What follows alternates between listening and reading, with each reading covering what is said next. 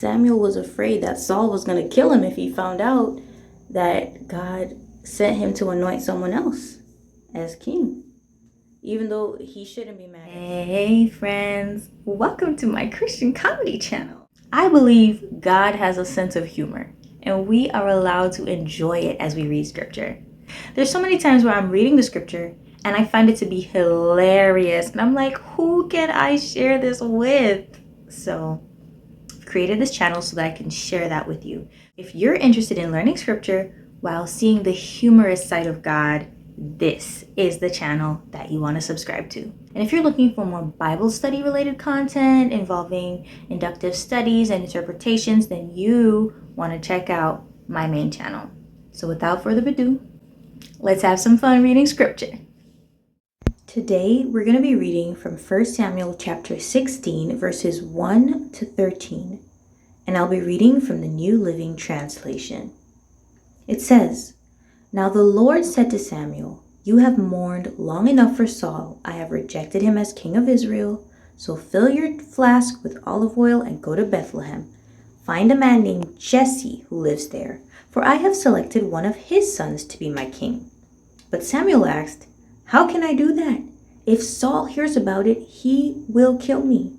'Take a heifer with you,' the Lord replied, 'and say that you have come to make a sacrifice to the Lord. Invite Jesse to the sacrifice, and I will show you which of his sons to anoint for me.' So Samuel did as the Lord instructed. When he arrived at Bethlehem, the elders of the town came trembling to meet him. 'What's wrong?' they asked. 'Do you come in peace?' 'Yes,' Samuel replied, 'I have come to sacrifice to the Lord. Purify yourselves and come with me to the sacrifice.' Then Samuel performed the purification rite for Jesse and his sons and invited them to the sacrifice too. When they arrived, Samuel took one look at Eliab and thought, 'Surely this is the Lord's anointed.' But the Lord said to Samuel, 'Don't judge by his appearance or height, for I have rejected him. The Lord doesn't see things the way you see them. People judge by outward appearance, but the Lord looks at the heart.'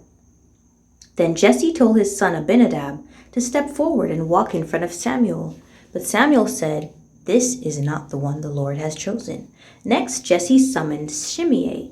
But Samuel said, 'Neither is this the one the Lord has chosen.' In the same way, all 7 of Jesse's sons were presented to Samuel. But Samuel said to Jesse, 'The Lord has not chosen any of these.' Then Samuel asked, 'Are these all the sons you have?' 'They are still the youngest,' Jesse replied, 'but he's out in the fields watching the sheep and goats.' 'Send for him at once,' Samuel said. 'We will not sit down to eat until he arrives.' So Jesse sent for him. He was dark and handsome with beautiful eyes. And the Lord said, 'This is the one, anoint him.' So as David stood there among his brothers, Samuel took the flask of olive oil he had brought and anointed David with the oil. And the Spirit of the Lord came powerfully upon David from that day on. Then Samuel returned to Ramah." What a powerful turn of events.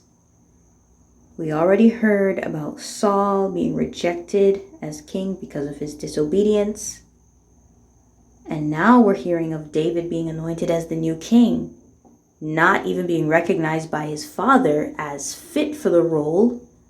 But God recognized him. Even Samuel didn't think to himself that it would be a boy like David that God would choose.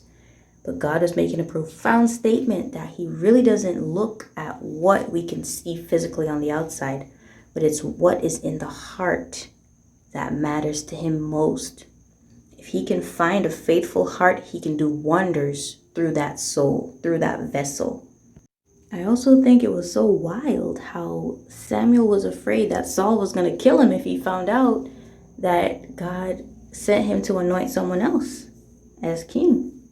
Even though he shouldn't be mad at Samuel because it's not Samuel's order, it was God's. But it just goes to show that Saul's heart was so hard towards the Lord. He was so concerned about his own will and his self-image. My. Like us, have hearts that God can trust with his work.